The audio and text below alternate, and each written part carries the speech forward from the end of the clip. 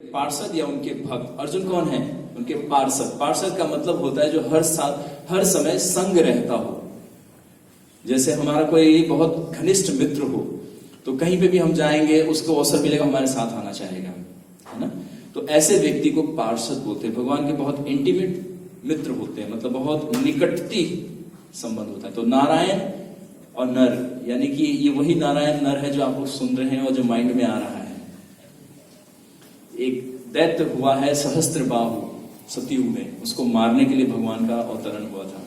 और वही दैत्य महाभारत में क्या बन के आया, कौन बताएंगे? कर्ण। वाह, दो स्टूडेंट इसका मतलब महाभारत समझते हैं, सुनते हैं और पढ़ते भी हैं, तो शिक्षा लेना है। तो वही सहस्त्रबाहु सहस्त्र कवच, उसका नाम था सहस्त्र कवच। उसकी एक कथा भी है बहुत सुंदर। तो वो उसी असुर को मारने के लिए उनका अवतरण हुआ था। और आज भी नर नारायण बद्रिका आश्रम में हिमालय की तरफ जाएंगे, आज भी हैं, आज भी हैं। वो आज भी तपस्या ही कर रहे हैं। भगवान एक हर अवतार का अवतरण किस पर्पस के लिए होता है? किसी विशेष कार्य को सिद्ध करने के लिए। तो इसलिए हम लोग जब पढ़ते हैं ग्रंथ या कोई भी आध्यात्मिक कार्य करते हैं तो परम भगवान नारायण को जब तक स्मरण ना करे उसमें सफलता नहीं मिलेगा, नहीं मिलेगा सफलता। ये बिल्कुल क्या है? तथ्य है और वास्तविक तथ्य है। चाहे आप स्वीकार करें या ना करें, ये आपका कंसर्न है, लेकिन भगवान है और उनका हर विधि है। तो आप ग्रंथ के माध्यम से जब जाएंगे हर चीज आपके सामने क्या होगा? प्रकट हो जाएगा। क्या होगा? थोड़ा लाउडर। प्रकट हो जाएगा। ठीक, प्रकट हो जाएगा प्रभु जी। यस। तो ऐसे नारायण और नर यानी कि भगवान और पार्षद। अब इन दोनों व्यक्ति को हम समझ नहीं पाएंगे, तब कौन है? देवीं सरस्वती व्यास। अब ये दो व्यक्ति का हमें सहायता चाहिए, ये दो व्यक्ति को समझने के लिए। एक व्यासन का मतलब ये नहीं, व्यासन का मतलब है वो जो इन तीनों को प्रस्तुत कर रहे हैं हमारे सामने, श्रील व्यास देव जी।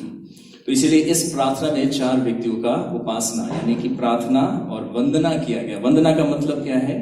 जब कोई हमारी सामर्थ्यता नहीं होती है, जब हम प्रार्थना करते हैं उसी को वंदना कहते हैं ना, वंदन। वंदे गुरु श्री चरणारविंदम। प्रार्थना का हम लोग गुरु को वंदन करते हैं, वंदना। तो ये चार जो महत्वपूर्ण पर्सनालिटी है, इससे हमें कृपा प्राप्त होता है। तब जाके क्या होता है? ग्रंथ का प्रारंभ होता है। उसको हम स्टेप बाय स्टेप समझने का प्रयास करते हैं। जैसे बच्चा स्कूल में जाता है तो देखते हैं टीचर उसको एक एक वर्ड सिखाता है, मात्राएं सिखाता है, फिर उसको ग्रामर का उसका वो जो व्याकरण है उसकी सारी परिभाषाएं सिखाएंगे। उसके बाद जाकर उसको सेंटेंस यानी कि वाक्यों को जोड़ना, शब्दों से वाक्यों को जोड़ना। उसी तरह ग्रंथ में बहुत सारा विषय वस्तु होता है। तो इस विषय वस्तु को कौन? गुरु, जो उनको पता है सारा विज्ञान, वो क्या करते हैं? जोड़ते हैं, तब जाके वो प्रकट होता है। तो फिर हमारे सामने क्या आ जाता है? भागवतम, यानी कि देवीं सरस्वती व्यासम ततो जयमुदीयते। अब ये आ गए। तो ये चार महत्वपूर्ण, यानी कि कभी भी हरि गुरु वैष्णव ये तीन पर्सनालिटी तो है ही, लेकिन चौथे जब हम भागवत को पढ़ते हैं तो इसमें उस तीनों को प्रस्तुत करने वाले यानी कि व्यास देव जी यहाँ पे एक गुरु का क्या कर रहे हैं? रोल प्ले कर रहे हैं। तो इसीलिए हम ये प्रार्थना हर बार करते हैं। इसीलिए चैतन्य महाप्रभु क्या बोलते हैं? ग्रंथ रे प्रारंभ करी। ग्रंथ का मतलब जो भी ग्रंथ पढ़े तो ये तीन व्यक्तियों को चरणों में नमस्कार करिए, तब देखिए आपको ये सार्थक होने लगेगा। हृदय में क्या होगा? स्फुरित होने लगेगा। दिव्य ज्ञान हृदय प्रकाशित, तब प्रकाशित होगा। वरना पढ़ेंगे, काला अक्षर समझ में दिखाई देगा, थोड़ा नॉलेज आएगा, लेकिन भाव जागृत नहीं होगा। डिवोशन जिसको हम लोग बोलते हैं, भगवान के प्रति आसक्ति जागृत नहीं हुई। इसीलिए इतने प्रवचन करते हैं लोग, लेकिन किसी का हृदय परिवर्तन नहीं होता, क्योंकि वो अपना कला का क्या करते हैं? प्रस्तुतिकरण, कि मैं बोलने में कितना दक्ष हूं, मेरे में ज्ञान कितना है, आप ये लोग देख लो। लेकिन वही कभी शुद्धता के साथ कोई इसका जैसे थोड़ा भी एक शब्द बोलेगा, व्यक्ति के सीधे हृदय तक पहुंच जाएगा। तो ये हमारे आचार्य प्रभुपाद जी ने किया, और जो भी वर्तमान आचार्य हैं, भक्त हैं, सब कर रहे हैं। क्यों? क्योंकि इसी लाइन में सब लोग चल रहे हैं। इसीलिए जो भी आता है इधर उसको कुछ ना कुछ प्राप्त हो जाता है। ये संस्था ऐसे, हमारा इस्कॉन मंदिर क्या चिंतामणि धाम है, जिसको जो चाहिए मिल जाता है। कोई भी वस्तु यहाँ पे चाहिए आपको मिल जाएगा, लेकिन आपको प्राप्त करने के लिए क्या होना चाहिए? सामर्थ्यता होना चाहिए।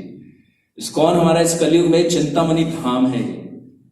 जैसे वृंदावन है, वृंदावन रम्य स्थान चिंतामणि दिव्य धाम, वहां पे जो जाके भजन करता है, जो भगवान की उपासना करता है, तपस्या करता है भक्ति के लिए, उसको हर चीज प्राप्त हो जाता है। इसलिए वृंदावन रम्य स्थान चिंतामणि दिव्य धाम। दिव्य का मतलब अद्वितीय है, इस भौतिक संसार से परे है, इस संसार में होते हुए भी परे है। जैसे हम सारी आत्माएं हैं, इस संसार में है, पड़े हुए हैं, लेकिन फिर भी हम परे हैं। एक परे हुए हैं, एक परे हैं, समझ रहे हैं आप? एक परे हुए है कि यहाँ पे रह रहे हैं, एक परे मतलब होते हुए भी यहाँ के हम नहीं है, क्योंकि आत्मा हमारा यहाँ का नहीं है, हम सब कहाँ के हैं? आध्यात्मिक जगत के। तो ये सब तत्व तभी समझ में आता है जब कोई भक्त शुद्ध चेतन से आपको क्या करेगा? प्रकट करेगा, तब आपके हृदय में परिवर्तन शुरू होता है। तो जब इंफॉर्मेशन जाएगा तब ट्रांसफॉर्मेशन आएगा। तो जो बाहर के जितने भी तथाकथित लोग होते हैं वो यही विज्ञान को भूल जाते हैं, इसीलिए हृदय परिवर्तन नहीं होता। उन सभा होता है तो लाखों हजारों लोग बैठते हैं प्रवचन सुनने के लिए, लेकिन फिर बाद में जाके पान खाएंगे और चाय पिएंगे, ये सब चलता है, पता ही नहीं चलेगा। लेकिन यहाँ पे जब आएंगे आपको हमेशा डंडा मार दिया जाएगा, सावधान, आपको ये कार्य नहीं करना है, ये कार्य नहीं करना है। क्यों? क्योंकि आप पे नियंत्रण किया जाता है, जो अनियंत्रित इंद्रियां हैं ये सब। तो इसीलिए ये चार व्यक्ति का जैसे स्मरण करते हैं तब आपको सारा सिद्धांत ज्ञात हो जाता है। इसीलिए भागवत का प्रारंभ ही हम इसी से करते हैं, ओम नमो भगवते वासुदेव, यानी परम भगवान की आराधना, फिर उनके पार्षद यानी अर्जुन, फिर उसको प्रस्तुत करने वाले ये देवी कौन है? ये सरस्वती कौन है? विद्या है। तो भागवत ही सरस्वती है, भागवत ही, क्योंकि सरस्वती का अर्थ क्या है? सरस्वती शब्द का अर्थ क्या है? कौन बताएंगे? सरस्वती का अर्थ क्या है? कौन बोले? हाँ माता बताएं, बोलिए बोलिए, गलत ही सही लेकिन बोलिए। हाँ, विद्या कह सकते हैं, ज्ञान कह सकते हैं, विवेक कह सकते हैं, सरस्वती का यह अर्थ है। विद्या की देवी है ना, विद्या प्रदान करती है, ज्ञान प्रदान करती है।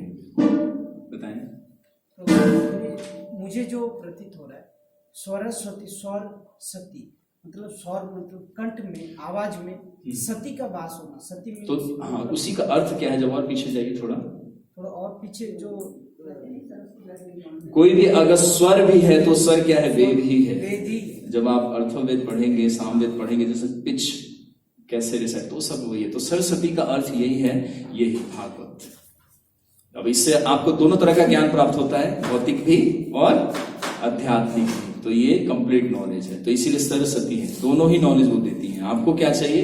जैसे पृथ्वी है, इसी से बबूल का भी पेड़ निकल जाएगा, इसी से आम का पेड़ भी निकल जाएगा, इसी से कंटीली झाड़ियां भी निकल जाएगी, इसी से सुंदर पुष्प की लताएं निकल जाएगी।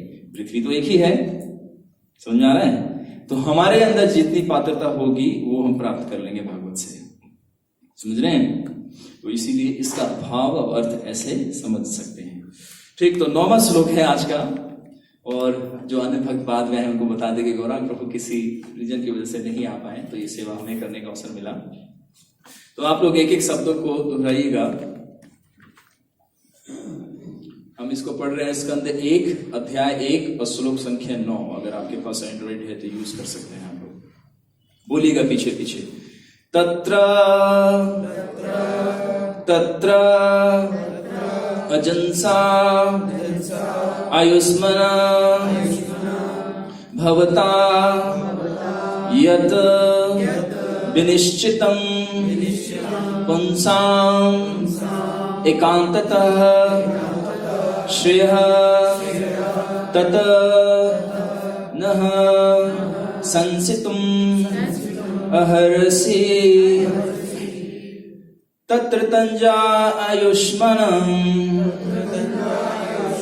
भवता यदि निश्चितं पुंसमाके एकांत पुंसाने एकांततः श्रेया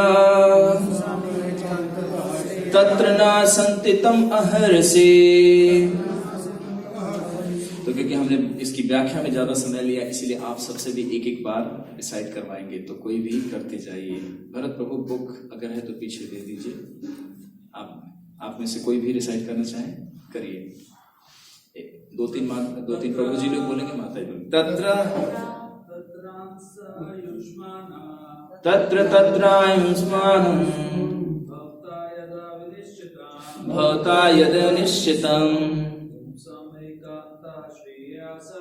पुंसामेकान्ततः श्रेया।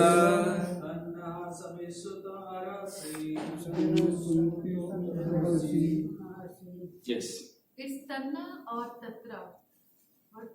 कहाँ पे? सेकंड लाइन, श्रेयस तन्ना और श्रेयस तत्रा।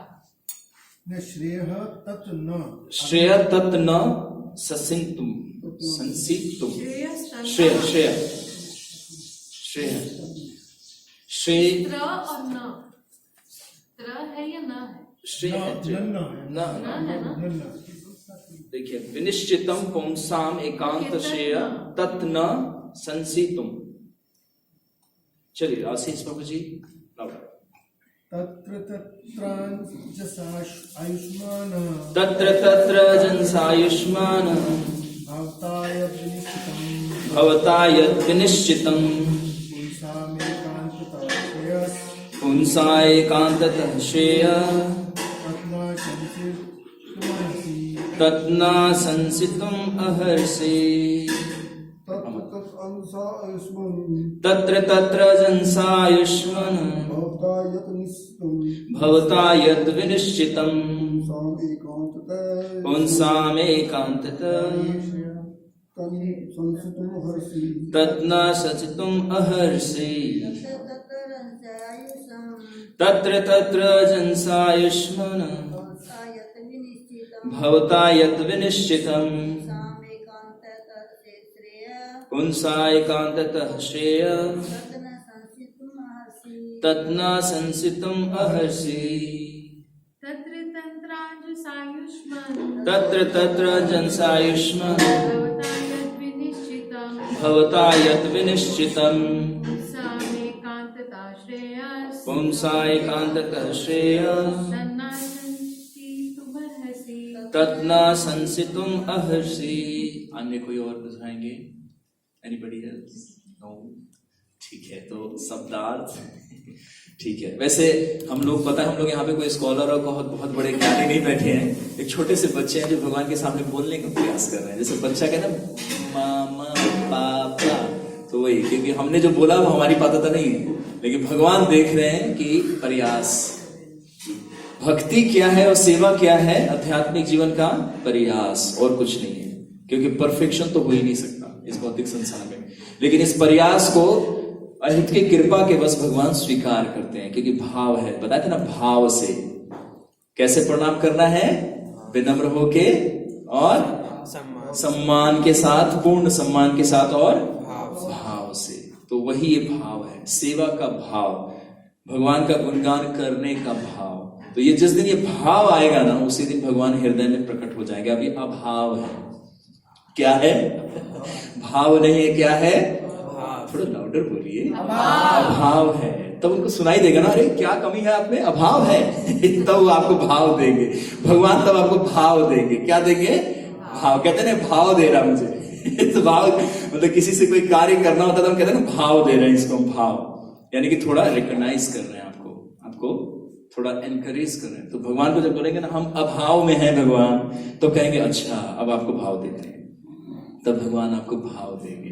तो इसीलिए हमें बोलने का प्रयास करना है, चाहे टूटा ही सही, बोलिए तो सही। बोलते बोलते हमें से कोई भी संस्कृत नहीं सीखा होगा, बस 5वीं 6वीं में, हमारे समय में 10वीं तक पढ़ाया जाता था, आज का पता नहीं है, सब हटा दिया गया है। तो वही जो थोड़े से इंप्रेशंस थे, उसके बल पे हम लोग थोड़ा बोल पाते हैं। कितने लोगों ने तो कभी सुना भी नहीं होगा संस्कृत, लेकिन फिर भी बोल लेते हैं। तो यही दिव्यता है इस आध्यात्मिक ज्ञान का। तो अब आप लोग इसके पीछे पीछे मेरे साथ दोहराइएगा। मैं इसका शब्दार्थ पढ़ रहा हूं, शब्दों का अर्थ, फिर उसके बाद अनुवाद और फिर तात्पर्य पढ़ेंगे। तो अनुवाद, तात्पर्य और शब्दार्थ by his divine grace Krishna Kripamurti Abhay Charanaravinda Bhakti Vedanta Swami Srila Prabhupada की जय। Thank you. तो अब आप लोग पीछे पीछे दोहराइएगा। तत्र वहां, तत्र वहां, अंजसा सहज, मतलब वेरी इजली, बहुत आसानी से। सहज को बोलते हैं ना, सहज है, बहुत आसान है, इसलिए आयुष्मान दीर्घ जीवन का आशीर्वाद पाएं। कितने लोग चाहते हैं कि आप में से आपका जीवन बहुत दीर्घ काल तक हो? आप चाहते हैं भौतिक संसार में दीर्घ जीवन हो? सोच लीजिए, सामने बैठ के हाँ बोल रहे हैं आप, तो आपको अर्थ समझना पड़ेगा। दीर्घ जीवन हो तभी हो जब भगवान की कोई सेवा हो इस भौतिक संसार में, अन्यथा जीवन अगले पल का भी हमें नहीं चाहिए, इतना दुख भरा है। जन्म मृत्यु जरा व्याधि दुख दोष अनुदर्शना। जन्म मृत्यु जरा व्याधि, दुखी दुख है, तो आप चाहेंगे कि कष्ट मिले लंबे समय तक? थोड़ा सा पिन चुभता है हाथ में, पूरा शरीर का आकर्षण वहां आता है, हम सोचते हैं कि वो 1 घंटे तक वो चुभन महसूस होता है, पूरा कार्य मन में नहीं लगता, यहाँ लगता है जहां चुभन होता है।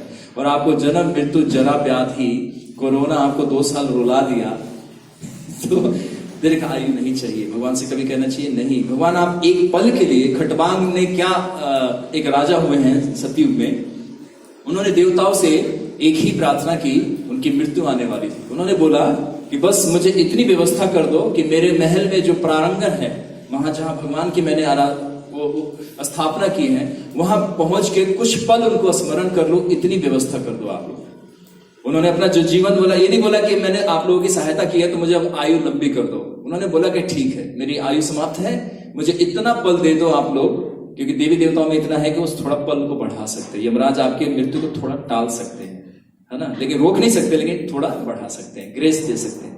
मोबाइल रिचार्ज होता तो 4 दिन 5 दिन का ग्रेस मिलता है। सर्विस इनकमिंग रहेगा, आउटगोइंग बंद।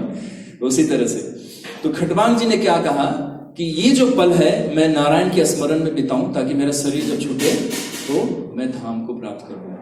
तो उन्होंने ये नहीं बोला दीर्घ आयु चाहिए, अगला पल क्या चाहिए? भगवान की सेवा। अगला पल क्या चाहिए? भगवान का स्मरण, क्योंकि दुख ही दुख है। भगवान खुद बोल रहे हैं, भगवत गीता का श्लोक है, सुख दुख अनुदर्शन, मतलब दर्शन करना है। यहाँ पे सिर्फ दर्शन ही दुखी का होता है। आपको अगर अनुभव नहीं हो रहा था, किसी हॉस्पिटल में इमरजेंसी वार्ड में चले जाइए, सब दिख जाएगा, चारों एक साथ, जन्म मृत्यु जरा व्याधि सब दिख जाएगा। और फिर थोड़ा सा किसी शमशान भूमि में चले जाइए, आपको दिख जाएगा कि हमारे जीवन का परिणाम क्या है, क्या क्या लेके जा रहा है, फ्रिज बंगला गाड़ी सब एक साथ जा रहा है, इसके साथ कुछ भी नहीं जाता है। तो ऐसा जीवन नहीं चाहिए भौतिक। किस लिए चाहिए? जब भगवान की सेवा प्राप्त हो जाए, कोई विशेष कार्य हो, तब हमें दीर्घ आयु चाहिए। समझ में आ रहा है आपको? डरिएगा नहीं, आपका थोड़ा मैंने अंडरस्टैंडिंग दिया। मैं आपकी बात को ठीक है, अभी इस पे चर्चा करेंगे। तो आयुष्मानम, दीर्घ जीवन का आशीर्वाद पाएं, यानी कि इस भागवत को सुनने के बाद आपकी आयु सनातन हो जाएगी, आप कभी मरेंगे नहीं। आपको पता है? तो आपको लंबा जीवन चाहिए या मृत्यु से मुक्त जीवन चाहिए? क्या चाहिए? मृत्यु से, कि मृत्यु ही ना हो, इसीलिए पुनर्जन्म ना विद्यते, यानी कि वो एक स्थान है जहां पे कोई मरता नहीं है। पता है आपको कौन सा स्थान है? गोलोक, वृंदावन, वैकुंठ, वहां पे किसी की मृत्यु नहीं होती, यहां हो जाती है। तो ऐसे स्थान पे जाना चाहेंगे ना सब लोग? तो चलिए, आले के चलूं आपको उस गगन के तले, जहां दुख ना हो, जहां बुढ़ापा ना हो, जहां कोई बीमारी ना हो। तो प्रभुपाद जी ये गाना गाए पूरे वर्ल्ड के लिए और हम लोग उसको पीछे पीछे फॉलो कर रहे हैं। तो आयुष्मान यानी दीर्घ जीवन का आशीर्वाद पाएं भागवत से, है ना। भवता, बोलिए भवता, आपके द्वारा, यत, जो कुछ, विनिश्चितम, निश्चित किया, पुंसाम, जन सामान्य के लिए। जन समान मतलब एक तो क्लास होता है कि कुछ क्राइटेरिया कुछ लोगों के लिए होता है, एक जन समान मतलब सब। इसमें कोई वीआईपी भी हो सकता है, कोई वीवीवीआईपी भी हो सकता है, कोई बिल्कुल बेगर भी हो सकता है, कोई सड़क का व्यक्ति होता है। तो इसमें जन समान मतलब सबके लिए। तो भागवत हम किसके लिए है? किसी विशेष व्यक्ति के लिए? हम सबके लिए, क्योंकि हमारे हैं भगवान, तो उनकी जो प्रॉपर्टी है हमारी है। तो भागवत भगवान से संबंध रखता है, भक्तों से, तो इसीलिए हमारा हो गया, ये भागवत हमारा हो गया। समझ रहे हैं? गुड। उसके बाद है फिर एकांतता, नितांत, श्रेया, परम कल्याण, यत, उस, न, हमको, संसितुम, समझाने हेतु, अहर्षि, योग्य हो। तो ये सूत गोस्वामी जी का चल रहा था श्रृंखला। तो इसीलिए ऋषि लोग कह रहे हैं कि आप योग्य हो, क्योंकि आप भक्त हो। तो योग्यता कोई भी तभी प्राप्त होती है जब भक्त बनते हैं, भगवान की हम क्या लेते हैं, शरणागति, तभी योग्यता। तो सूत गोस्वामी भगवान के शरणागत है, भक्तों के शरणागत है, गुरु के शरणागत है, इसीलिए वो योग्य है। तो अब हम इसका अनुवाद पढ़ते हैं आप लोगों के लिए। अब पहले मैं पढ़ दूंगा, उसके बाद आप फिर से मेरे पीछे पीछे दोहराइएगा। इत दीर्घायु का आशीर्वाद प्राप्त होने के कारण आप सरलता से समझ में आने वाली विधि से हमें समझाएं कि आपने जन साधारण के समग्र एवं परम कल्याण के लिए क्या निश्चय किया है। अब आप लोग पीछे दोहराइएगा।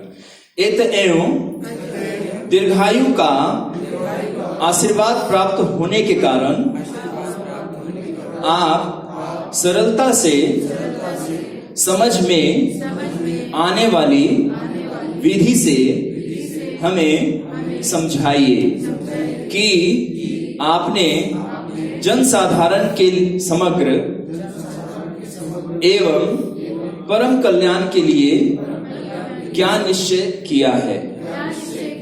ठीक, तो ये विषय वस्तु का जिज्ञासा है यहाँ पे, कि हम लोग अब बैठे हैं तो यहाँ पे हमें अब क्या प्राप्त होने वाला है। अरे आप ऊपर व्यास में बैठे, अब क्या देने वाले हैं, आप क्या बोलने वाले हैं। तो ये ऋषियों की जिज्ञासा है, इसका शीर्षक ही क्या है, ऋषि मुनियों की जिज्ञासा। तो अब वही पूछ रहे हैं कि अब हमें क्या देने वाले हैं। तो अब भागवत का प्रारंभ हो रहा है ना, भगवान का लीला का प्रारंभ होगा, सृष्टि का प्रारंभ होगा, उसमें कौन व्यक्ति क्या रोल प्ले करेगा, इसका प्रारंभ होगा। तो भागवत अब प्रारंभ हो रहा है। अगर आप लोग रोज आएंगे तो बड़ा आनंद आएगा। हर सैटरडे आइए, अगर आप सैटरडे 100% रिजल्ट दे दिए तो फिर एवरीडे हो जाएगा। एवरीडे फिर हम लोग कथा करेंगे और आनंद लेंगे। तो प्रारंभ हो रहा है। तो जिज्ञासा मतलब अब जिज्ञासा हो रही कि अब क्या मतलब बोलने वाले हैं भगवान के बारे में, सृष्टि के बारे में। इसलिए तो अब तात्पर्य पढ़ते हैं, प्रभुपाद जी ने इस पे कुछ लाइनों में व्यक्त किए हैं, बाकी तो बहुत विशेष है, सभी में आएगा। तो इसके थोड़ा सा हम लोग इस पे व्याख्या जो हम लोगों ने सुना है अपने सीनियर से और प्रभुपाद के ग्रंथों से जो पढ़ के समझे हैं, उसी का थोड़ा सा हम लोग चर्चा कर पाएंगे। तात्पर्य अब आप लोग श्रवण कीजिएगा। भगवत गीता में आचार्य की पूजा की संस्तुति की गई है। आचार्य तथा गोस्वामी निरंतर जन साधारण के लिए विशेष रूप से उनके आध्यात्मिक कल्याण के विचारों में लीन रहते हैं। तो यहाँ पे दो आया, क्या आया, एक आचार्य और दूसरा गोस्वामी। तो आचार्य गोस्वामी में क्या अंतर होता है, कोई बता सकते हैं? आचार्य और गोस्वामी में क्या अंतर होता है? गोस्वामी में जिसने अपनी इंद्रियों को जीत लिया, गुड, मन और इंद्रियों पे जिसने पूरा नियंत्रण प्राप्त कर लिया उसको हम गोस्वामी। गो का अर्थ होता है इंद्रिय, गो का अर्थ गाय भी होता है, और गो का अर्थ होता है और वो तो स्वामी जब हम बोलेंगे तब मन और इंद्रिय जो सब एक साथ जब लिखें उसको गो बोल सकते हैं। तो गो स्वामी यानी कि उस सारे मन और इंद्रियों का स्वामी गोस्वामी। और इस गोस्वामी के भी एक स्वामी है, उनका नाम क्या है? गोपाल। उसको गोविंद बोलते हैं। गोविंद यानी कि कंट्रोलर ऑफ द सेंसेस। और ऋषिकेश भी बोला गया है, ऋषिकेश। अर्जुन बोलते हैं हे ऋषिकेश, यानी कि आप मेरे मन के नियंता हैं। हम सबके नियंता कौन है? मन के भगवान। तो यहाँ पे गोस्वामी का अर्थ आया है कि जो मन और इंद्रियों से पूरा नियंत्रित रहता हो। हमारी मन इंद्रिया नियंत्रित नहीं है, हमारा जो मन कहता है, और माइंड इज आवर डिक्टेटर, जो बोलेगा हम वही कर लेते हैं। कंट्रोल में है आपका? नहीं है। कुछ भी खाने को मन करेगा, चलो खा ही लेते हैं, जब तक खाएंगे नहीं मन आपको आराम से बैठने नहीं देगा, है ना? तो ये क्या पता चलता है कि हमारा मन अनियंत्रित है। ये 99% लोगों को ये अनुभव ही नहीं होता कि उनका मन अनियंत्रित है। आपको अनुभव करना है तो हमारे मंदिर में आइए और एक माला 10 मिनट एक स्थान पे बैठ के जप करके दिखा दीजिए कि आपने माला किया है। एक एक मन के पे एक एक मंत्र को सुन के दिखा दीजिए, हम आपका वंदन करेंगे हर समय। नहीं कर पाएंगे। हरे कृष्णा कृष्णा कृष्णा हरे हरे, हरे राम राम राम हरे हरे। जैसे ही आप 10वें बीट्स पे जाएंगे, 10वें मन के पे जाएंगे, आपका मन पता है आपका कहां जा चुका होगा? आपको पता भी नहीं होगा, ब्रह्मांड के भ्रमण में निकल चुका होगा। आपको लगेगा मैं तो बैठा हूं इस्कॉन मंदिर में, तो यानी कि तब आपको अनुभव होगा। इसीलिए पप्पा जी कहते हैं कि जप करिए जब से मन नियंत्रित होगा, क्योंकि ऋषिकेश का नाम है, गोविंद है, ये वो मन को पकड़ते हैं, हम नहीं, ये शक्ति है। तो इसीलिए गोस्वामी का अर्थ यहाँ पे इसलिए बताया गया, मन जिसका और इंद्रिया नियंत्रण में हो, हमारा नहीं है, हमें अनुभव ही नहीं है, हमें तो पता ही नहीं है कि हमारा मन भी है। जब जप करते हैं तो मन आपको एक व्यक्ति की तरह आपसे बात करता हुआ दिखेगा। अगर कोई ध्यान पूर्वक जप करता है, उसको एक, जैसे मैं आपके सामने आपसे बात कर रहा हूं आपके सामने, उसी तरह से जब आप जप कर रहे होंगे ना, मन आपसे बात कर रहा होगा, एक व्यक्ति की तरह दिखेगा। ये एक तत्व है, मन हमारा नहीं है। हमें तो लगता है हम हैं बस, इसमें इंद्रिया अलग है, इंद्रिया आपका अनुभव नहीं होगा, लेकिन मन अनुभव हो जाएगा एक व्यक्ति की तरह। कितने लोगों को अनुभव हुआ है, जरा ईमानदारी से बताइए, आपको हुआ है? कैसा दिखता है मन? मन दिखता नहीं, अनुभव हुआ है। अनुभव ऐसा है, हमेशा वो खींच के लेके जाते हैं। अलग व्यक्ति की तरह एक प्रकट रूप में दिखेगा आपको जप में। ये मतलब व्यक्तिगत अनुभव भी है और है ऐसा, जो करते हैं वो समझ जाएंगे। जो ध्यान पूर्वक बैठ के ब्रह्म मुहूर्त में प्रातः काल उठ के जो जप करते हैं उनको दिख जाएगा। तो ये मन ही है सारा दुख का कारण। भगवान बोलते हैं ना, मन ही है इस भौतिक संसार में आप फंसे हो। और मन, इसीलिए भगवान 9वें अध्याय के 30 श्लोक में क्या बोलते हैं, मन मना मत भक्तो, ये मन मुझे दे दो और कुछ मत दो, अपना धन मत दो, तन मत दो, मन मुझे दे दो। भगवान बहुत ट्रिकी है मन जहां गया फिर आप कहां जाएंगे? वही जाएंगे। तो मन कहां देना है? जैसे इस्कॉन मंदिर में इधर राधा कृष्णा को देना है। बाहर देंगे तो बाहर के हो जाएंगे, अंदर देंगे तो अंदर के हो जाएंगे। तो गोस्वामी यहाँ पे इनको उपाधि दी जा रही है कि आप गोस्वामी हैं। सूत गोस्वामी को सूत गोस्वामी नाम में नहीं, गोस्वामी है। गोस्वामी ऐसे व्यक्ति को कि जो एक विषय वस्तु को बहुत सुंदरता से नियंत्रित वे में और सामान्य जनों को बिल्कुल एक सामान्य स्तर पे समझ में आ जाए वो, क्योंकि इनका मन नियंत्रित है। बाकी किसी का मन नियंत्रित है। हम बाहर देखते हैं सब योगा करते हैं, कुछ करते हैं, बड़े परफेक्ट रिसाइटर्स हैं सब है, लेकिन मन नियंत्रण नहीं है, नहीं है। हमें पता ही नहीं चलता। हमने पता नहीं 99.99 सिर्फ 1% ही व्यक्ति इस धरातल पे होते हैं जो जिनका मन बिल्कुल नियंत्रण में होता है, उन्हीं को गोस्वामी बोलते हैं। तो गोस्वामी और आचार्य ये तो हो गए, ये तपस्वी उपासना करने वाले व्यक्ति हो गए। लेकिन आचार्य के अंदर ये सारे गुण ऑलरेडी होते हैं। जैसे 1000 के नोट में 100, 500, 20, 10, 1 रुपए, 2 रुपए, 25 पैसे, 10 पैसे, 5 पैसे सब इंक्लूडेड है। तो उसी तरह आचार्य होते हैं, इनके ऊपर का उपाधि है आचार्य, गोस्वामी के ऊपर। इनको क्या बोलते हैं? आचार्य। अब इन सब का वो क्या करते हैं? प्राकट्य रूप में आपको व्यवहार के रूप में दिखाएंगे। जैसे प्रभुपाद, ये आचार्य है ना, युग के आचार्य हैं हमारे फाउंडर आचार्य जी। तो इन्होंने पूरे विश्व में दिखाया एक गुरु को कैसे होना चाहिए, एक भक्त को कैसे होना चाहिए, एक जेंटलमैन को कैसे होना चाहिए। जेंटलमैन मतलब आचार्य। प्रभुपाद जी कहते हैं ये जो नहीं, जो टाई लगा के वो बहुत क्रिच प्रेस किया हुआ, आयरन किया हुआ कोट पैंट पहनते हैं, उसको जेंटलमैन बोलते हैं हम लोग। जेंटलमैन नहीं, जेंटलमैन को होता है जिसका माइंड और सेंसेस कंट्रोल में हो, मन और इंद्रिय। तो ऐसा सूत गोस्वामी का यहाँ पे व्याख्या आ रहा है कि आचार्य और गोस्वामी ये दोनों ही पात्रता वो लेके आए हैं भागवत की व्याख्या करने के लिए जब वो बैठे हैं। तो इसीलिए भागवत जब भी सुनना चाहिए, ऐसे व्यक्ति से सुनना चाहिए कि जो भागवत के तत्व वेता हो। तो हम लोग नहीं है, लेकिन जो प्रक्रिया, ये जो ज्ञान है, हम लोग इसी को पढ़ के समझ रहे हैं, हमने अपना कुछ भी नहीं डाला। तो ये उतना ही पावरफुल है जितना कि प्रभुपाद जी बताएंगे या सूत गोस्वामी बताएंगे, इसमें कोई भी नहीं। लेकिन बाहर के लोग क्या करते हैं, इसको बदल देते हैं। इसीलिए वो काम, जैसे दवाई लिख के आपको डॉक्टर दे और उसका सॉल्ट कुछ और बदल दिया जाए, आप केमिस्ट शॉप पे जाए, वो कहते हैं नहीं ये भी वही नाम है, आप ये खा लो, आपका काम हो जाएगा, आपका बीमारी नहीं जाएगा। क्योंकि डॉक्टर ने डायग्नोस किया था, वो एक्सपर्ट था। केमिस्ट वाले को तो बेचना है अपना। आप देखते हैं ना, कभी मेडिसिन लेने जाते हैं तो दवाई वाला आपको चीट करता है प्रॉफिट के लिए, ये भी वही दवाई है, ये सेम काम करता है, ले लीजिए। कभी नहीं लेना चाहिए, क्योंकि डॉक्टर जानता है अगर लेना चाहिए तो पहले जाकर पूछना चाहिए कि केमिस्ट शॉप वाले ये दूसरा दे रहे, ले ले क्या इसको। तो कितनी बार मैंने नोटिस किया है कि डॉक्टर मना करते हैं, नहीं वही जाके लो, नहीं तो दूसरे शॉप से लो। लेकिन विवेक नहीं है, हम किससे सीखना चाहिए, क्या सीखना चाहिए? भेद बुद्धि प्राप्त नहीं है, डिस्क्रिमिनेशन पावर तो भागवत से ही प्राप्त होता है। तो सूत गोस्वामी में ये सारी चीजें हैं। इसीलिए बोलते हैं आचार्य तथा गोस्वामी निरंतर जन साधारण के कल्याण। कल्याण का अर्थ क्या है? सबको पैसा देंगे, अब सबको अब फ्लैट मिलेगा गुड़गांव में एक एक,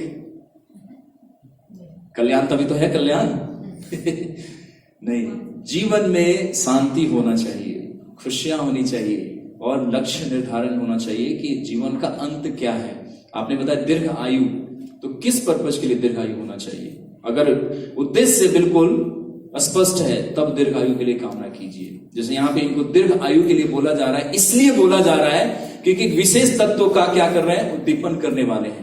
इसीलिए कह रहे हैं कि हम हो ना हो लेकिन आपकी आयु दीर्घ हो। आशीर्वाद दे रहे हैं सारे ऋषि लोग सूत गोस्वामी को। किस लिए दे रहे हैं? क्योंकि ये ही एक ऐसा व्यक्ति है जो सबके जीवन को सुरक्षित करने वाला है, जिसका कहीं मृत्यु नहीं होने देंगे। जो भागवत सुनता है उसका कोई मृत्यु नहीं होता, वो अजर अमर हो जाता है। आपको पिछले संडे क्लास में कथा सुनाया था ना, गांव में चल रहा था तो एक ही व्यक्ति ने ध्यान से सुना, वही गया, तो उसका जीवन अमर हो गया, बाकी सब लोग वही रह गए। क्यों? क्योंकि ध्यान से नहीं सुन पाए थे। बैठते हैं लेकिन मन वहां नहीं होता, कहीं और चला जाता है, शरीर सामने दिख रहा होता है। लेकिन मन को यहाँ पे भगवत गीता मन मना मद भक्तो बोलते हैं। हर जगह मन के ऊपर बहुत सारे श्लोकों में अर्जुन को भगवान बता रहे कि मन मुझे दो, मैया अर्पिता मना बुद्धि एव च, मैया अर्पता, मैया मुझे अपना मन अर्पण कर दो और कुछ मत करो। भगवान कहीं नहीं मांगते, लोग ऐसे बोलते हैं भगवान को बहुत कुछ देना पड़ता है। अरे खाली मन दीजिए आप, अपना मन। कोई पैसा लगना है आपका, लेकिन दे नहीं पाएंगे आप, मन लगेगा ही नहीं। अगर है आप में अगर इतना सामर्थ्य तो एक माला करके दिखाइएगा, 10 मिनट बैठ के, आपको पता चल जाएगा कितना कठिन है ये सब तत्व समझना। तो इसीलिए इनको दीर्घ आयु का आशीर्वाद मिल रहा है, क्योंकि ये जन सामान्य को कष्टों से मुक्त कर देंगे। इनका जीवन का जितना कष्ट है सब समाप्त कर देंगे। इनको वो तत्व दे देंगे, भगवान का वास्तविक संबंध बता देंगे। ये भगवान कौन व्यक्ति है, हमारा क्या संबंध है। तो वही भागवत क्या यही है ना, 10 विषयों का इसमें चर्चा है, अभी आएगा ये सब एक के बाद एक। तो सूत गोस्वामी यही करने जा रहे हैं। हम सब जो इधर भटके हुए आत्माएं हैं इस भौतिक संसार में, कुछ ना कुछ अपना प्लान कर रहे हैं, कुछ ना कुछ करने का विशेष प्रावधान लेके चल रहे हैं, फ्यूचर सिक्योर करने में लगे हैं। अरे डेथ है आपका फ्यूचर, और क्या करेंगे आप? इसीलिए यहाँ पे परीक्षित महाराज को पता चल गया, वो किंग थे, उन्होंने नहीं सोचा कि चलो 7 दिन बचा है ना, अभी कौन कौन सा राज्य है जो मैंने अभी झंडा नहीं गाड़ा है, वहां पे जाके मैं कर दूं ताकि मेरा नाम अजर अमर हो। इमीडिएटली विड्रॉ कर दिया। जैसे ही पता चला कि मुझे श्रृंगी ने मुझे श्राप दिया है, 7वें दिन मेरी मृत्यु होगी, सब कुछ छोड़ दिए। यहाँ पे देखा जाता है, मुझे भी कभी कभी अवसर मिलता है अपने रिलेटिव में जाने के लिए, बड़े एजेड पर्सन होते हैं, लेटे हुए हैं, वो वाला जो प्रॉपर्टी था ना उसका क्या होगा? अरे भाई यमराज सामने आ चुके हैं, आपको अभी भी चिंता हो रहा है कि उस प्रॉपर्टी का क्या होगा, ये मकान में कितने हिस्से कर दूं, लड़ेंगे तो नहीं बाद में। अरे भाई अब छोड़ो ये सब, कुछ नहीं जाना है साथ में। तो दीर्घायु होने का अर्थ ये है। तो सूत गोस्वामी को आशीर्वाद क्यों मिल रहा है? दीर्घ आयु रहिए आप। दीर्घ आयु का मतलब कि आप जब तक रहेंगे आप वो ज्ञान देते रहेंगे जो ये सब लोग अज्ञानता में इनका जीवन सफल होता रहेगा। तो इसीलिए ऋषि लोग इनको आशीर्वाद दे रहे, दीर्घ आयु। आपको आशीर्वाद तब मिले जब आप भगवान का विशेष कार्य करें, और जब पूरा जन सामान्य के लिए, जैसे प्रभुपाद जी ने जन सामान्य के लिए, पूरे इस पृथ्वी के लिए, पूरे यूनिवर्स के लिए कार्य किया है, पूरे पृथ्वी को, पूरे यूनिवर्स के लिए कार्य किया, सबको बेनिफिट मिला है। पेड़ पौधे से लेकर कीट पतंग तक का। प्रसाद खाते हैं, गिर जाता है, चींटियां खाती है, वो भी हरे कृष्णा मोहम्मद बोलती है अपने ध्वनि में। तो जन सामान्य का कार्य ये होता है। अब हम लोग कहते हैं कि साधु संत करते क्या है, करते क्या है? ये तो खाते हैं, भगवान की भक्ति में लगे रहते हैं, उन्हें कुछ दिखता नहीं है। तो हम भी चूहे की तरह दौड़ते हुए दिखे आपको, इधर से उधर, इधर से उधर। जैसे घर में चूहे दिखते हैं ना, बड़े बिजी दिखते हैं चूहा जो होता है बड़ा बिजी दिखता है घर में, फुर्र इधर आएगा, फुर्र उधर जाएगा, फुर्र उधर भागेगा, फुर्र उधर। आपको लगा कितना काम करता है ये? काम नहीं करता, आपका नुकसान करता है। तो भौतिक संसार में जितने भी ये साइंटिस्ट हैं, मेटेरियलिस्टिक लोग हैं, दिखते कितने बिजी हैं, लेकिन उनका अंत क्या है? शून्य। जीवन का लक्ष्य नहीं है। उस चूहे का कोई लक्ष्य नहीं है, बस दाना मिल जाए कहीं पे भी नाश्ता रहता पूरे घर में। तो उसी तरह इस पृथ्वी में हम लोग सारे घूमते रह रहे हैं, लक्ष्य पता नहीं है। तो भागवत से ये लक्ष्य प्राप्त होगा, जीवन का उद्देश्य। इसलिए सूत गोस्वामी को आशीर्वाद कि आप हमें वो लक्ष्य देने वाले हैं, आप वो हमें कृपा करने वाले हैं सूत गोस्वामी, इसलिए आपकी दीर्घ आयु हो। सारे आशीर्वाद दे रहे हैं। जैसे आप लोगों से भी हमने प्रार्थना किया, आप लोग हमें आशीर्वाद दीजिए कि इस वचन को आप तक पहुंचा पाए जो प्रभुपाद जी ने हमें दिया। उसके बाद बोलते हैं, आध्यात्मिक कल्याण होने पर भौतिक कल्याण स्वतः हो जाता है। आत्मा अगर संतुष्ट है तो शरीर को संतुष्ट करने की आवश्यकता नहीं है, लेकिन आत्मा दुखी है तो शरीर को कितना बेस्ट से बेस्ट मेडिसिन दे दीजिए, कोई प्रभाव नहीं पड़ेगा। पड़ेगा। आपको एक सरल सा उदाहरण देके समझाइए कि आपका शरीर सुख हो ना हो, लेकिन आंतरिक क्या वस्तु है जो अगर सुख मिले तो शरीर पे अपने आप वो सारे कष्ट चला जाता है। कौन सा तत्व है वो? किसका खुश होना जरूरी है, शरीर का या कुछ और? किसका खुश? आत्मा, मन का। आपको मैं एग्जांपल देता हूं। कोई व्यक्ति आपको अपशब्द बोल दे और वो आपने सुन लिया है, आप कोई भी कार्य करिए, कहीं पे भी बैठिए, आपको कैसा फील होगा? ऐसा लगेगा वो व्यक्ति ही मेरे मन में बैठ गया है और हमेशा उसका चिंतन चलता रहेगा, तो दुखी रहेंगे। मन से जब दुख होता है व्यक्ति को, सबसे बड़ा दुख होता है, सबसे बड़ा। शरीर का कष्ट थोड़े समय के लिए चला जाएगा, लेकिन मन से जब दुखी होंगे, बहुत लंबे समय तक दुखी होंगे आप, और कहीं मन नहीं लगेगा आपको। समझ रहे हैं आप लोग? तो मन का दुख जो है, तो यहां पे बोल रहे हैं आध्यात्मिक कल्याण और भौतिक कल्याण स्वतः हो जाता है। यानी कि जब आपका मन सुख होगा तो शरीर अपने आप सुख हो जाएगा। जब आपका मन सुख होता है तो शरीर का ना अपने आप हर चीज तेज बढ़ता है, हर चीज। आप वैसे फल फ्रूट सब खाएं, जब तक खाएंगे तब तक थोड़ा चमकता दिखेगा, स्वतः फिर वैसे ही डल हो जाएगा, ब्लैक पड़ जाएगा। लेकिन एक बार मन आपका सुख हो गया, अगर उसको सुख और आनंद प्राप्त हो गया, फिर शरीर में कोई अन्न जाए ना जाए, लेकिन उसका तेज बढ़ेगा। इसीलिए ऋषि लोगों का तेज, यहाँ पे सूत गोस्वामी का तेज है शरीर का, क्योंकि मन कहाँ लगा है? गोविंद में लगा है, भगवान में लगा है। इसीलिए जो भक्त होते हैं उनका मुखमंडल चमकता हुआ, दहकता हुआ होता है सूर्य के समान। क्यों? क्योंकि वो भगवान का जप करते हैं, कथा सुनते हैं, प्रसाद खाते हैं। तो ये जब सारी आध्यात्मिक चीजें अंदर जाएगी तो सब चेतना शुद्ध रहेगा, फिर वो गलत कार्य करेगा नहीं, उसका मन अनियंत्रित होगा ही नहीं। तो ऐसे पर्सनालिटी का ये ग्लोरिफिकेशन यहां चल रहा है। सूत गोस्वामी का बताया जाए कि आप हमारे आध्यात्मिक कल्याण के लिए अभी कुछ आप विषय वस्तु का प्रस्तुतिकरण करेंगे, और उस आध्यात्मिक कल्याण के साथ साथ भौतिक कल्याण स्वतः हो जाएगा, स्वतः हो जाएगा। समझ पा रहे हैं इसको कि स्वतः कैसे हो जाएगा? अब आप बोलेंगे मंदिर में आके मैं जप करूंगा तो मेरे घर के कार्य हो जाएंगे क्या? माता सोचेंगे कि हम अभी यहाँ सुन रहे हैं ना, अपने आप वहां ब्रेकफास्ट बन रहा होगा, मुझे जाके प्रभु जी की सेवा नहीं करनी पड़ेगी, कृष्णा के उछड़ कुछ लगा रहे होंगे। ऐसे इस्कॉन में ऐसी पता चला है। कार्य करने की सामर्थ्यता, शक्ति, साधन, ये सब प्राप्त हो जाएगा। ये सब आपको विधि प्राप्त हो जाएगा, करना कैसे है, तो वो सामर्थ्य है यहाँ पे। तो भौतिक अब कल्याण अपने आप हो जाएगा। एक तो आचार्यगण सामान्य जनता को आध्यात्मिक कल्याण के लिए उपदेश देते हैं। उपदेश कैसा उपदेश देते हैं? इसीलिए प्रभुपाद जी का जो भी प्रवचन सुनते हैं उसमें जन्म मृत्यु जरा व्याधि होता ही होता है, क्योंकि हमारे जीवन की ये 7 समस्याएं हैं और कोई समस्या नहीं है। ये नहीं कि फोन नहीं है, आईफोन नहीं है हमारे पास, ये बड़ी समस्या है ना। मैक पैड नहीं है हमारे पास, बड़ी समस्या है। दुनिया कहां से कहां जा रहा है, हमारा कुछ हो ही नहीं रहा है। यार वो बड़ा वाला फ्लैट बड़ा देखा था पॉस एरिया में, वो फ्लैट नहीं है मेरे पास, ये बड़ी समस्या है मेरी। अच्छा वस्त्र नहीं मिल रहा, बड़ी समस्या है मेरी। समझ रहे? ये समस्या है ना, समस्या है ना? नहीं। जन्म मृत्यु जरा व्याधि, ये लाइफ का समस्या है। मन से कष्ट मिलता है, वो समस्या है।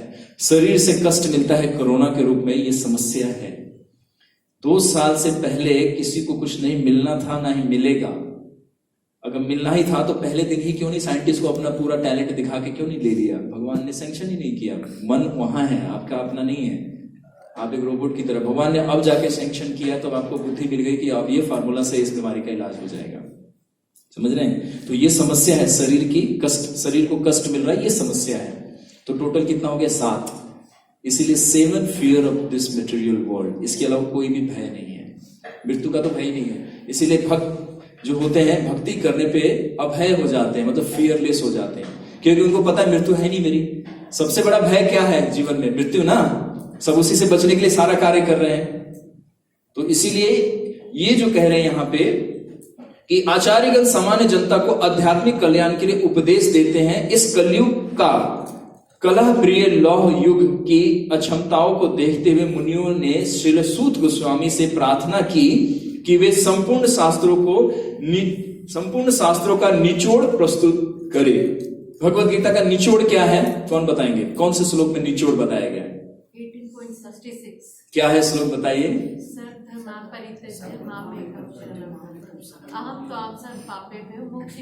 पाप, सारे पापों से भगवान क्या करेंगे? मुक्त कर देंगे। तो ये भगवत गीता का निचोड़ है। उसी तरह से 10वां तत्व इसमें आएगा, आश्रय। भगवत गीता में 5 विषय वस्तु मुख्य है और उसके अलावा 20 और हैं, तो टोटल 25 वस्तु उसके अंदर छुपा है भगवत गीता में। तो उसी तरह से भागवत के अंदर प्रमुख 10 वस्तुएं हैं जो अंत में आश्रय तत्व आता है। उसमें आश्रय का मतलब है भगवान की शरणागति ले लेना, जो हमने छोड़ दिया है। जैसे बच्चे अपने पेरेंट्स को छोड़ देते हैं और बाहर रहना चाहें तो उनको खुद काम धंधा करना पड़ेगा, फ्लैट का रेंट देना पड़ेगा, इलेक्ट्रिसिटी का रेंट। अरे घर में रह रहे थे सब, पेरेंट्स अपने आप कर रहे थे, आपको तो खाली खाना पीना सोना था। तो उसी तरह से इस भौतिक संसार में जितनी भी जीवात्माएं हैं, ये सारा पाप पूर्ण कार्य इसलिए कर रही कि भगवान की शरणागति छोड़ दिया है। तो इसीलिए भागवत सिखाता है कि शरणागति आश्रय कैसे लेना। आश्रय का मतलब है सरेंडर कैसे होना, भगवान पे दोबारा कैसे उन पे आश्रित हो जाना। तो ये तत्व बता रहे हैं सूत गोस्वामी। इसीलिए सारे ऋषिगण लोग उनको आशीर्वाद दे कि आप योग्य हैं और आप वही तत्व हमें देंगे जो सबको चाहिए, हम सभी को। अतः मुनियों ने समग्र कल्याण की जिज्ञासा की, यही मुनियों का परम कल्याण है। इस युग के मनुष्यों की पतित अवस्था का वर्णन निम्नलिखित प्रकार से हुआ है। तो अब दुखों की वर्णन यानी कि कंडीशन, हमारी अवस्था क्या है। जैसे आप डॉक्टर के पास जाते हैं ना, तो कुछ बीमारी हमें पता नहीं चलता है लेकिन अंदर चल रहा होता है। जैसे ब्लड में कोई प्रॉब्लम हो आपको पता नहीं चलेगा लेकिन बॉडी में कष्ट मिल रहा होगा, समझ रहे हैं। माइंड में कोई प्रॉब्लम हो जाए ब्रेन के अंदर, आपको पता नहीं चलेगा लेकिन पेन हो रहा होगा बहुत, तो वो जो ब्रेन का डॉक्टर है वो डायग्नोस कर लेता है, भाई इसका ये प्रॉब्लम है। तो उसी तरह से ये डायग्नोस करने वाले हैं कौन? सूत गोस्वामी। अब बताएंगे। अब आगे निम्नलिखित, यानी कि यहाँ पे लास्ट लाइन लिखा है, क्या लिखा है? मनुष्यों की पतित अवस्था का वर्णन निम्नलिखित प्रकार से हुआ है, मतलब अब आएगा। और जब आगे श्लोक पढ़ेंगे तो कलयुग के जीव, यहाँ पे आया था पाषाण युग, इस एज ऑफ मशीन, इस एज ऑफ आयरन। देखते हैं ना, हर चीज लोहे का बना हुआ है, iron, age of iron, age of machine, हर चीज मशीन है। चाहे आप किचन में जाएं गाड़ी में बैठ के जाएं, हर जगह मशीन है। तो इस एज ऑफ मशीन, भगवान ने सुंदर मशीन बनाया हम लोग को। मनुष्य सबसे बड़ा परफेक्ट मशीन है, लेकिन हम फिर भी इसका नकल करते हैं। प्रभुपाद जी एक बार बोलते हैं कि एक लंदन में एक म्यूजियम है, जहां पे एक म्यूजियम की क्या फीचर है, वहां पे जितने भी वर्ल्ड के जितने भी कुत्ते होते हैं उनका साउंड रिकॉर्ड करके वो रखा गया है। तो वहां पे लोग $200 $300 दे के जाते हैं उस कुत्ते का साउंड सुनने के लिए कि कैसा कुत्ता भौंकता है। प्रभुपाद कहते हैं अरे सड़क पे चले जाओ, भगवान कृष्ण ने इतना बनाया है तो आप उसी को देखने के लिए और उसको रिवार्ड दे रहे हो, उसमें जाके पैसा दे रहे हो। आप कुत्ते गली में खड़े हो जाओ किसी स्ट्रीट पे, आपको 10 कुत्ते दिख जाएंगे भौंकते हुए, तो उस साइंटिस्ट को आप धन्यवाद दे रहे हो, लेकिन वो भगवान जो रियल में एक कुत्ता बनाया है और वो सब कुछ करते हुए आपको दिख रहा है, उसको धन्यवाद नहीं देते। तो ये लोगों की मूर्खता है। तो एज ऑफ मशीन में मतलब क्या है कि हर चीज मशीन, मतलब जो भी टाइम अभी आएगा हर चीज मशीन हो जाएगा। पता है ना, रोबोट आने लगे हैं हमारे बीच में। इंडियन आर्मी में इतना कुछ नहीं, लेकिन अमेरिकन आर्मी को देखेंगे तो उनके हाथ जो युद्ध में चले जाते हैं सारा मशीन का दे दिया है। अब सोचिए कितने खतरनाक होंगे वो लोग। हार्ट भी अब ट्रांसप्लांट होने लगा, वो भी पंपिंग करने वाला मशीन बन चुका है। तो ये सारा धीरे धीरे मनुष्यों का अस्तित्व ही खत्म हो जाएगा। ये सारा तत्व भागवत में बताया जाएगा कि कलयुग का क्या लक्षण है। तो इसीलिए निम्नलिखित का मतलब बताएगा कि आगे हमारी स्थिति और परिस्थिति बताई जाएगी। स्थिति का मतलब है कि हम कहाँ रह रहे हैं और परिस्थिति कौन सी अवस्था में रह रहे हैं, स्थिति और परिस्थिति। तो इसीलिए कलयुग में हमें भक्ति करना आवश्यक है और जानना, इसीलिए ग्रंथ को पढ़ना सुनना रोज एवरीडे, कम से कम जितने भी हाउस होल्डर्स हैं घर में आधा घंटा प्रातः काल उठ के भागवत भगवद गीता पढ़ना चाहिए। नहीं पढ़ेंगे ज्ञान ही नहीं रहेगा, फिर वही रहेगा कि क्या चल रहा है हमें खुद नहीं पता है। हम में से 98% लोगों को यही नहीं पता है कि जीवन में करना क्या रहे हैं। लोग सिंपली उठते हैं, सुबह ऑफिस जाते हैं, आ जाते थक हार के, थोड़ा टीवी देख लिया, थोड़ा घर में बच्चों से खेल कूद लिया, फिर सुबह वही, ये रूटीन बना हुआ है हमारा। तो कहाँ है जीवन? प्रश्न यहीं से मिलेगा। सूत गोस्वामी इसी का उत्तर देने जा रहे हैं। और जिज्ञासा कौन कर रहे हैं? ऋषि मुनि लोग, सौनक ऋषि लोग, उनके बिहाफ से वो सारे 88,000 हमारे ऋषियों की प्रश्न है जो कि वो लीड करेंगे। श्री श्री राधा गोपीनाथ की जय, गौर निताई की जय, श्री प्रभुपाद की जय। तो इसीलिए इसका सारांश यही है इस जो श्लोक की व्याख्या का, कि जीवन में जिज्ञासा होना बहुत आवश्यक है। वो जिज्ञासा ऐसे नहीं आएगा जब तक साधु संग नहीं करेंगे। ये साधु संग है। साधु का मतलब वो दाढ़ी वाला नहीं, साधु का वो रुद्राक्ष वाला नहीं, साधु का मतलब वो जटा नहीं। साधु का मतलब कि जो भौतिक कार्यों को समझ गया है, अब वो वो परम चीज को प्राप्त करना चाह रहा है कि जो आध्यात्मिक है, जो परम कल्याण देगा सभी को। समझ पा रहे हैं आप लोग? तो ये कब जिज्ञासा आएगा? जब हम नित्यम भागवत प्रार्थना, हमने बताया था ना, इसीलिए प्रार्थना को समझना बहुत आवश्यक है। हम बोल रहे हैं लेकिन समझ नहीं पाते, इसीलिए आज थोड़ा सा आपको 10 मिनट शुरू में प्रार्थना का अर्थ समझा दिया। तो इसीलिए भागवत हमें एवरीडे घर में हम सबको पढ़ना चाहिए, 20 मिनट आधा घंटा पढ़ना चाहिए। इससे पता चलेगा, इससे बुद्धि प्रखर होगी, शार्प हो जाएगा डिसीजन लेने में, चीजों को समझने में। अभी हम हर दूसरे पे आश्रित हैं, क्यों? क्योंकि हमें पता ही नहीं है। आप रोज 1 हफ्ता पढ़िए, आपकी बुद्धि तेज ना हो, मेरे से बात कीजिएगा क्या, मैं आपको सब मतलब आचार्य लोग को तो बहुत बाद में आप जाके पूछिएगा कि कोई फायदा नहीं मिला, आप मेरे से आके पूछिए। मैं आपको बिल्कुल मतलब आश्वस्त करके बोल रहा हूं कि बदलाव आना है। विवेक का बदलाव होगा, ज्ञान का बदलाव होगा, जीवन शैली का बदलाव होगा। आप पढ़ के देखिए, सिर्फ 15 डेज नियम से, ये नहीं कि 2 दिन पढ़ के 4 दिन छोड़ दें और फिर 5वें दिन आके बोले कोई फायदा नहीं। क्योंकि जब शास्त्र का अध्ययन करते हैं तो बुद्धि तेज होता है, इसके है ना स्मरण शक्ति बढ़ती है, इसको निर्णय लेने की शक्ति बढ़ती है शास्त्र से। तो भागवत पढ़िए, भगवत गीता पढ़िए, फिर आप देखिए कि आपका ये बदलाव आता है कि नहीं। तब आप जान पाएंगे कि मैं जीवन में कर क्या रहा हूं, जीवन का लक्ष्य क्या है। सूत गोस्वामी वही लक्ष्य को बताएंगे कि जीवन का लक्ष्य गोविंद है, यानी हमारे राधा गोपीनाथ है और कोई नहीं है। अब वो लक्ष्य क्या है? तो साध्य, साधना और साधन, संबंध, अभिधेय, प्रयोजन, ये सारा तत्व इसमें आ जाएगा। कहते हैं इसीलिए पूर्ण ज्ञान है। भागवतम क्या है? पूर्ण ज्ञान। इसमें कोई भी ऐसा तत्व नहीं, मटेरियल में क्या करना चाहते हैं, कौन सा ज्ञान चाहिए आपको? प्लेन उड़ाने का ज्ञान चाहिए? अभी मेरे एक फ्रेंड है आकाश राव, वो एविएशन में वर्क कर रहे हैं। उनको अब माइंड में यह आ गया है कि वो लंका वाला जो पुष्प विमान था वो कैसे उड़ रहा था, तो वो रिसर्च की पूरी टीम बनाने जा रहे हैं। कह रहे हैं संस्कृत सीखूंगा। मैंने कहा नासा ऑलरेडी कर रही है पिछले 50 साल से, आज उसको नहीं पता चला। जब तक वो भक्ति नहीं करेंगे उनको ज्ञान वो प्रकट नहीं होगा।